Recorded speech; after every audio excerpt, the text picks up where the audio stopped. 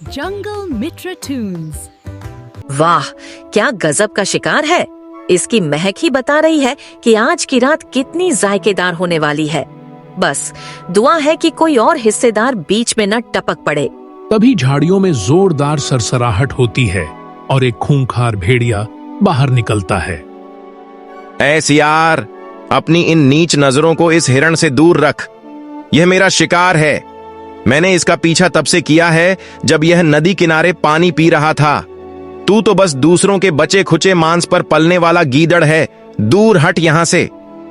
अरे अरे भेड़िया भाई, आप तो ऐसे ही आग बबूला हो रहे हैं। आपकी ताकत का लोहा तो पूरा जंगल मानता है, इसमें कोई शक नहीं। लेकिन जरा सोचिए, क्या आप अकेले इस भारी भरकम हिरण को सूरज निकलने से पहले खत्म कर पाएंगे?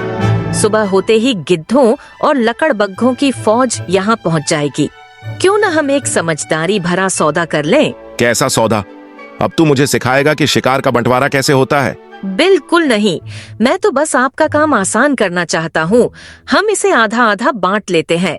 आप शान से अपना हिस्सा खाएं और मैं बचा कुचा समेट लूंगा। आखिर पड़ोसी ही पड़ोसी के काम आता है, यही तो जंगल का धर्म है। तेरी बातों में तर्क तो है। ठीक है, आधा मेरा और आधा तेरा। चल, इसे घनी झाड़ियों के पीछे खींचते हैं। जैसे ही भेड़िया बेफिक्र होकर शिकार को खींचने के लिए झुकता है, सियार अचानक अपना सिर आसमान की तरफ उठाकर पूरी ताकत से चिल्लाने लगता है। महाराज, जल्दी आइए, देखिए यहाँ क्या अनर्थ हो रहा है।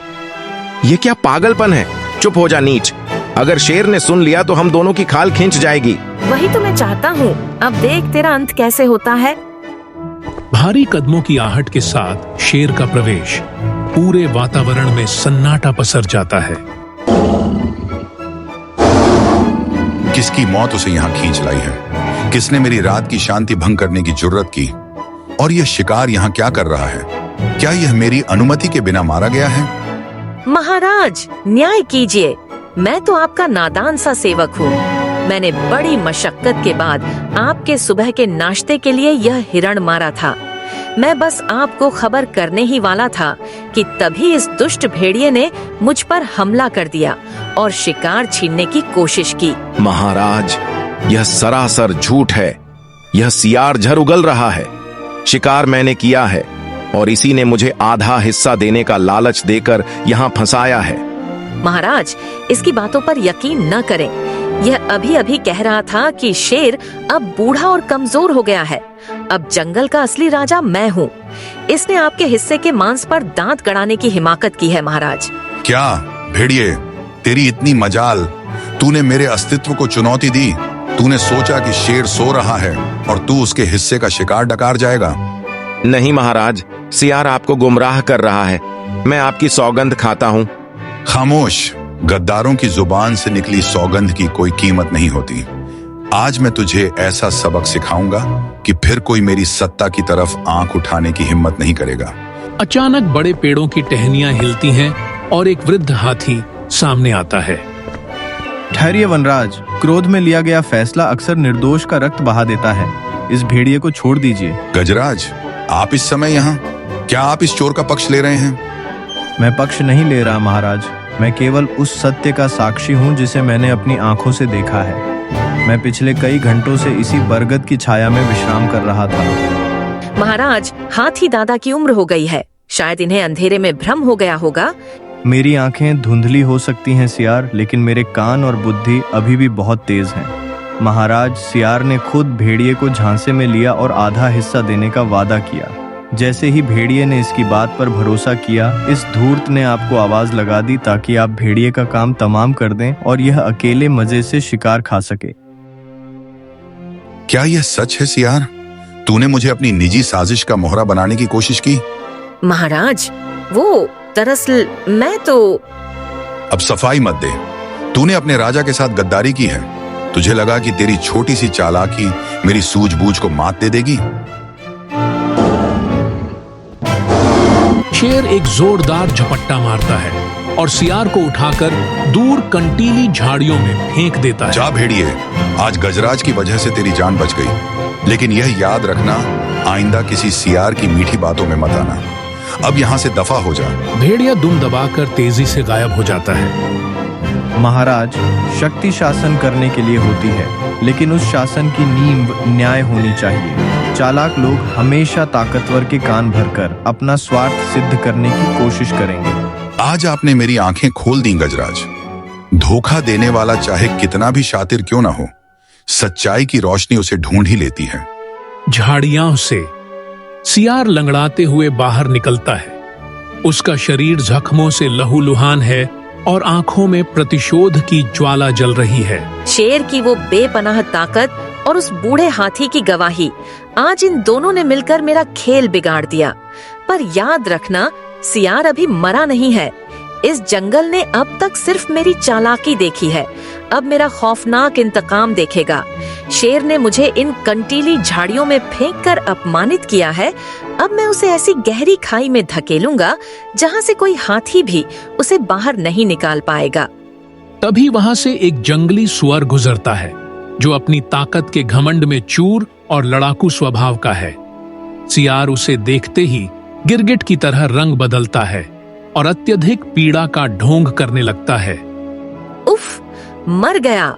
रे स्वर भाई, जरा संभल कर। आज इस जंगल की हवाएं ठीक नहीं है। शेर का दिमाग 7वें आसमान पर है और वह पागलपन की हदें पार कर चुका है। उसने मुझ जैसे वफादार सेवक का यह हाल किया है, तो सोचिए आप जैसे तंदुरुस्त और रोबीले जीव को वह भला कैसे बर्दाश्त करेगा। क्या बकवास है। शेर की इतनी जुर्रत कि वह मुझ पर हाथ डाले। मेरे ये पैने और नुकीले दांत उसकी खाल उधेड़ने के लिए काफी हैं।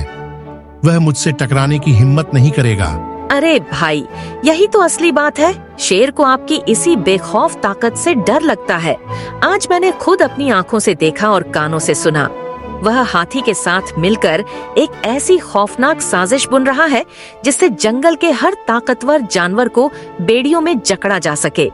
उसने तो खास तौर पर आपका नाम लेकर कहा था कि सबसे पहले उस घमंडी स्वर का शिकार करना होगा। हाथी और शेर का मेल, ये तो पूरे जंगल की तबाही है। सियार, मुझे बता, अब चुप बैठने का वक्त नहीं है। मुझे क्या करना चाहिए?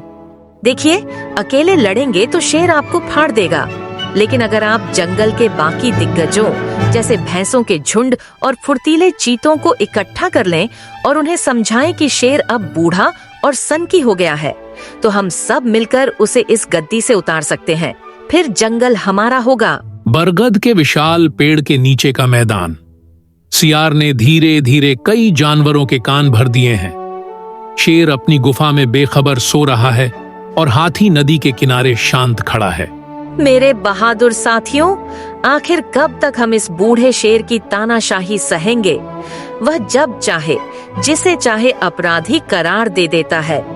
आज उसने मेरा लहू बहाया है, कल आपके बच्चों की बारी होगी। क्या हम अपनी आजादी के लिए एक साथ खड़े होने का साहस भी खो चुके हैं? सियार की बात में दम है। हम अपनी सुरक्षा और सम्मान के लिए चुप नहीं बैठ सकते। चलो भाइयों, आज शेर को उसकी गुफा में ही घेर कर उसे उसकी औकात याद दिला देते हैं। जैसे ही उत्तेजित जानवरों का झुंड शेर की गुफा की ओर बढ़ता है, हाथी गजराज एक ऊंची दीवार की तरह रास्ता रोककर खड़ा हो जाता है। रुक जाओ बावले जीवो। आखिर तुम किसके पीछे चल रहे हो? उस सियार के पीछे जिसे शेर ने उसकी गद्दारी और नीचता की सजा दी थी। क्या तुमने कभी शेर को बिना किसी ठोस कारण के किसी का खून बहाते देखा है? गजराज, आप शेर के पुराने साथी हैं, इसलिए आप उसकी ढाल बन रहे हैं। सियार ने हमें सब सच बता दिया है कि आप दोनों मिलकर हमें अपना गुलाम बनाने की तैयारी में हैं। मूर्खों, तुम्हारी आंखों पर पट्टी बंधी है। जरा पीछे मुड़कर देखो, तुम्हारा वो तथाकथित नेता सियार कहाँ है? सभी जानवर अचानक पीछे मुड़ते हैं। सियार झाड़ियों के पीछे दुबक कर भागने की फिराक में है, ताकि लड़ाई छिड़ते ही वह शेर के गुफा में रखे मांस के भंडार पर कब्जा कर सके। वह तुम सबको मौत के मुंह में झोंककर खुद राजा बनने के सपने देख रहा है। शेर सख्त है, लेकिन वह न्यायप्रिय है। सियार केवल स्वार्थी है। अगर आज शेर की सत्ता गिरी, तो यह जंगल अराजकता और खून खराबे की आग में जल जाएगा। उसी क्षण शेर गुफा से बाहर निकलता है। उसकी एक भीषण दहाड़ से पूरा जंगल थर्रा उठता है।